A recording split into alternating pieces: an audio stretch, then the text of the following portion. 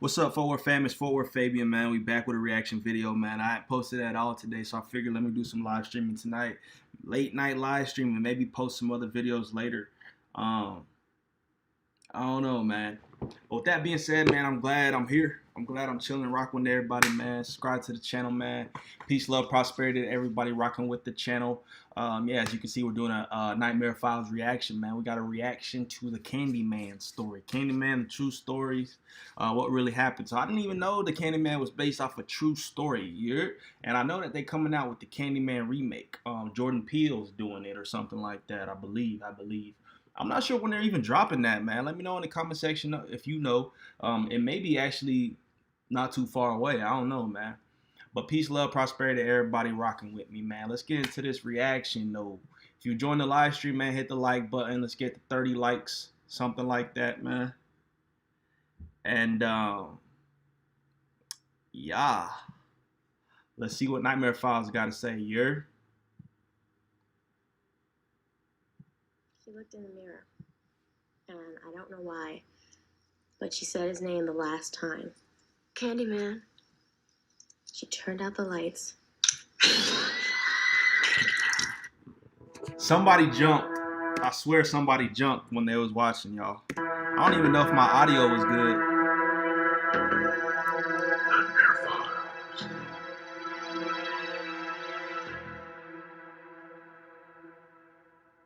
In 1992, the world was introduced to a new legend. In 2021, a new version of the sadistic legend will be released. Those who think that the movie is pure fiction are highly mistaken. The real stories behind the legend may not be supernatural, but they are just as chilling as anything the movie could ever depict. These are the true stories behind the iconic movie, Candyman.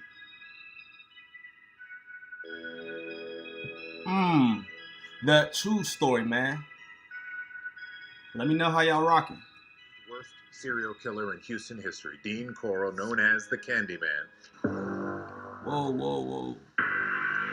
So this story was in Houston, bruh? No way. That's right up the road. It's one of Houston's most coveted neighborhoods. Everything we did, we walked, we played outside. It's a terrible thing, and it should have never taken place. They had no idea he was murdered by Dean Corll, a serial killer known as the Candyman.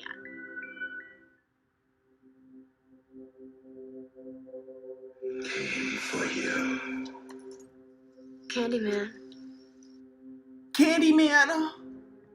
Oh. My fault, y'all.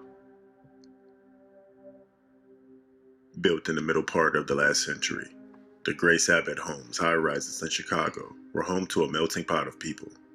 You had drug addicts, those down on their luck, and the mentally ill, career criminals. They were all in the same place. On April 22nd, 1987 at 8:45 p.m., Ruthie Mae McCoy called the police in a panic. She told the operator that an intruder had threw her cabinet down.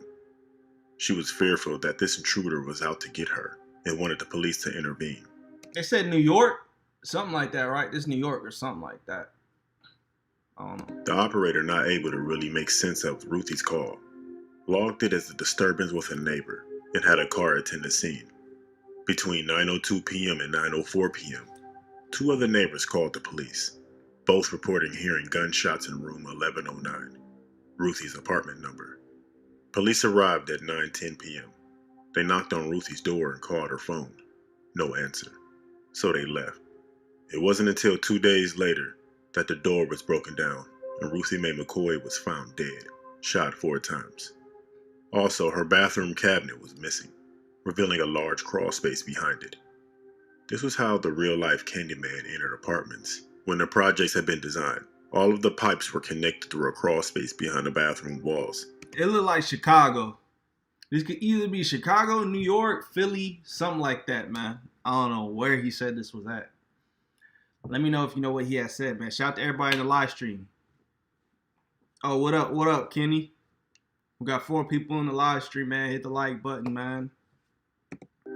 These were accessed by removing the bathroom cabinets, making it really easy for repairs. But it also made it really easy for people to break in. but who killed Ruthie Mae McCoy? The apartment next to Ruthie Mae McCoy's was 1108. Fellow residents Edward Turner and John Hundress had been there that day hanging out.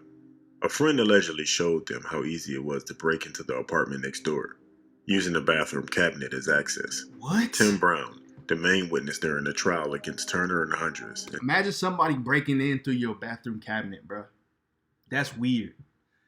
Whatever, I don't know what toiletries y'all keep under y'all's bathroom cabinets, but like imagine one day just in your bathroom, you open up the bottom cabinet. It's like, oh! Got some dude just chilling down there saying, what's up? What's up, my boy? In 1990, told the court that he had seen them break into apartment 1109 and then heard several gunshots. Turner and Hundress then left through the front door of 1109 carrying a TV, a rocking chair before disappearing. A few hours later, they allegedly returned to clear up the spent shell casings from the apartment. Turner's girlfriend testified that later that night, he had bragged to her about shooting someone. Hundress' girlfriend admitted that they had left her with a rocking chair and a TV for safekeeping. Edward Turner testified his own defense. He stated that he was in 1108 when he heard gunshots and ran down to the lobby. 30 minutes later, John Hundress came down alone. Going back to 1108, they saw a TV sitting outside 1109 and a third man carrying a rocking chair out of Ruthie Mae's apartment.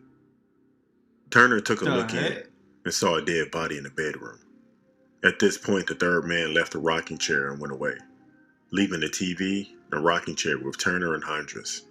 Neither denied trying to stash the stolen items with others, but they sure denied killing Ruthie. With no physical evidence to tie them to the crime, they were acquitted and found not guilty. To this day, bro, forensics be like through the roof nowadays, man. I've been watching so many crime documentaries like the past couple days and like all these type of weird stuff, bro. Like the crime unit, whatever, the forensics, right? Whatever you call them, bro, they just pick up on everything. They got it real. That's really a science, man. They really got it down to a science, like point blank period, y'all. It's crazy, bro. But back like in the past, a lot of that technology wasn't even there yet. And it's crazy. Like, it's funny though, because I've been watching this show called Unusual Suspects or something like that. It's on Hulu.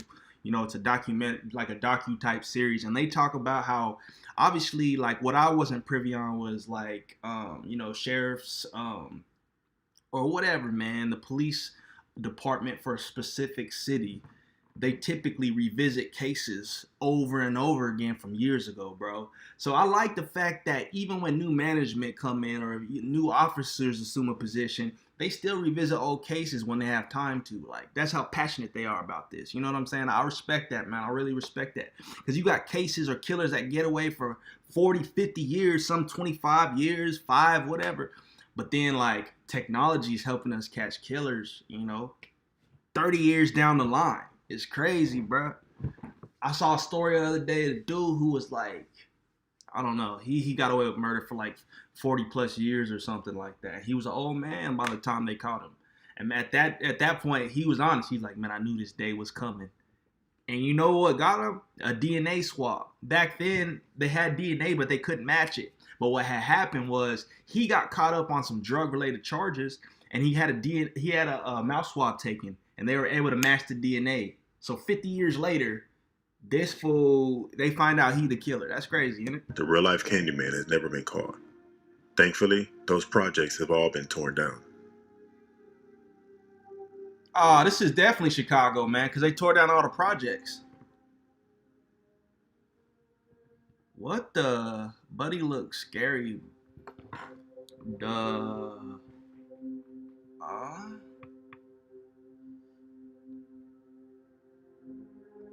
To everyone in his Houston neighborhood, Dean Curl seemed like a decent, ordinary man. He was known for spending most of his time at the small candy factory that his mother owned, and he got along well with many of the neighborhood kids. He even gave free candy to local school children, which earned him the nickname Candyman. But behind his sweet smile, Dean had a dark secret. He was a serial killer who murdered at least 28 young men in the early 1970s. This horrific spree would later be dubbed as the Houston Mass Murders. And it wasn't until Dean himself was killed in 1973 that the truth came out. And shockingly, the person who murdered Dean was his own accomplice, a young teenage boy whom he had groomed to help him with his murder spree. In the mid-1950s, Dean Crow's mother and stepfather started a candy company called Pecan Prince, initially working from the family garage. From the very start, Dean played a crucial role in the company. While his stepfather sold the candy on his sales route and his mother managed the actual business, Dean and his young brother operated the machines that produced the candy. By the time his mother divorced her second husband, Dean had spent several years working at the candy shop. At some point, Dean briefly returned to Indiana to care for his widowed grandmother. But by 1962, he was ready to come back to Texas and help his mother with a new venture. Now called the Curl Candy Company, Dean's mother started this revamped business in the Houston Heights area. Unsurprisingly, she named Dean the vice president and his younger brother the secretary-treasurer. Huh? Although Dean was drafted in the U.S. Army in 1964 and served for about 10 months, he successfully applied for a hardship discharge after explaining that he needed to help his mother at her store. And so for several more years, Dean continued to work at the candy company, presumably bringing joy to his customers. Before the crimes, there were warning signs of what could be coming. For instance, one young teenage boy who worked at the company complained to Dean's mother that Dean had said inappropriate things to him, but rather than questioning Dean, his mother simply fired the boy. Meanwhile, the candy factory itself seemed to attract several teenage boys, both as employees and as customers. Some of them were runaways or Oh, that's troubled youths. weird, bro. Dean quickly built up a rapport with these teens. I already know where this is going. In September 1970, Dean killed his first victim. By this point, his mother had divorced the third husband and moved to Colorado, but Dean stayed behind in Houston since he had found a new job as an electrician. Hey, Dean H-Town. also moved H-Town where he would down. begin to commit horrific crimes in his early 30s, but he wouldn't stay there for long. During the Houston mass murders, he would frequently move between apartments and rent houses, sometimes staying in one spot for just a few weeks. His first recorded victim was Jeffrey Conan, an 18-year-old student who was hitchhiking from Austin to Houston. Conan was believed to have been looking for a way to get to his girlfriend's house, and Dean likely picked him up with an offer of a ride. Just a few months later in December, Dean abducted 2 more teenage boys and tied them to his bed in his home. He was in the process of doing something horrific when suddenly one of his friends, Brooks, walked in on him. Dean then made some disturbing confessions to Brooks. One of the boys Brooks brought to Dean was Emerald Henley, because Brooks would always bring people to him. All these random names and stuff, bro. I don't know who you talking about. Emerald Henley. Who is that, man? But with that being said, man, I already knew. Like, I honestly thought he was gonna have some like misconduct with these kids and stuff like that. So he befriending kids, little boys, to kill them. Bro, what's wrong with people nowadays? What's wrong with people since the beginning of time, bro? But for some reason, Dean decided not to dispose of him. Instead, he groomed Henley to participate in his sickening scheme, offering him cash as a reward for help for finding victims. Henley later said, "Dean told me he would pay me $200 for every guy that I could bring in, and maybe more if they were really good looking." The heck, In bro? reality, Dean usually paid the boys just $5 or $10. Henley has insisted that he initially refused the offer, but his family's financial hardship led him to accept it. But even when he was paid far less than Sounds like some weird pedo cult. Somebody call Chris Hansen. Where's Chris Hansen at, y'all? he had hoped, he didn't back out. Eerily, he seemed almost flattered to be included. Together, in the early 1970s, Brooks and Henley would help the Candyman killer by luring in his victims. The three used Dean's GTX muscle car or his white van to convince victims to come with them, using candy, alcohol, or drugs to get them inside. Dean and his accomplices would take the victims to his home. Dean also forced them to write postcards to their families to say they were okay. What? Each victim would often be tied to a wooden board. Brooks would later describe Henley as being especially sadistic. After nearly 3 years and 28 known victims, Dean turned on Henley on August 8th, 1973. That's why you can't trust nobody. You think you out here doing dirt with your homie and stuff. Oh man, I'm out here killing people with my dog, but he ends up killing you. Like, bro, You can't trust folks nowadays, and it's crazy. It's funny because like I mentioned, I've been watching all these weird documentaries on like criminology and all this stuff. And it's funny because somebody had put in the comments, it was funny. I like reading through comments, man. I'm a YouTube dude that likes, I like reading comments. Somebody has said, man, watching all these videos makes me not want to even interact with people. And it's like, it's true, bro. The world is so weird. Sometimes you just got to be on your P's and Q's. You got to be on your game, man. If you're not, you can get caught slipping, man. And a lot of people aren't trustworthy, man. On that day, Henley had lured in 2 teens, Tim Curley and Rhonda Williams, to Dean's house. Williams was the only girl known to have been targeted during the spree, but Henley later insisted that she wasn't targeted by him. Instead, they were supposedly all there to party.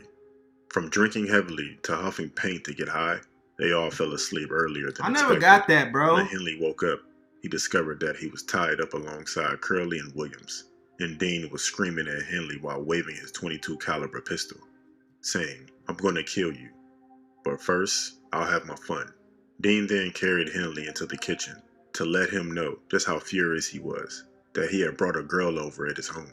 Henley pleaded with Dean to untie him, saying that the two of them could kill both Williams and Curley together. Eventually, Dean did untie Henley and brought Curley and Williams into the bedroom. Here, sir, what do you got to say? Hey, what do you got to say?